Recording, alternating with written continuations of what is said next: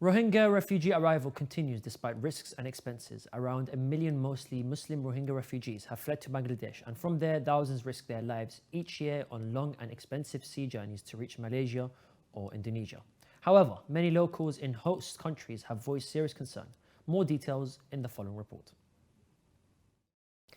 Two boats carrying nearly 400 Rohingya Muslims, including women and children, arrived at Indonesia's northwestern province of Aceh on Sunday morning after being adrift for weeks, adding to a recent surge of Myanmar's Muslim minority arriving in the country. Prior to Sunday's arrivals, the United Nations Refugee Agency said that 1,200 Rohingya people, a persecuted minority from Myanmar, had landed ashore in Indonesia since November. Passengers in most boats need to survive on scarce food and water, enduring the long, atrocious journeys at sea for up to 45 days, while paying high fees as much as $360 to escape Bangladesh. For years, Rohingya have left Buddhist-majority Myanmar, where they are generally regarded as foreign interlopers from South Asia, denied citizenship and subjected to abuse. About 740,000 Rohingya Muslims have fled to camps in Bangladesh since August 2017 following a brutal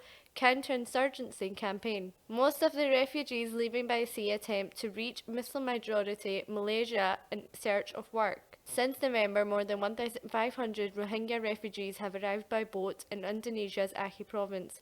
Some were denied landing by the residents in Aceh Utara district and Samang Island, sparking concerns from human rights organizations. Indonesia, where Muslims comprise nearly 90% of the country's 277 million people, is not a signatory to the 1951 United Nations Convention on Refugees, but has a history of taking in refugees when they arrive on the country's shores. Local authorities and residents have been rejecting the Rohingya, threatening to push them back to sea.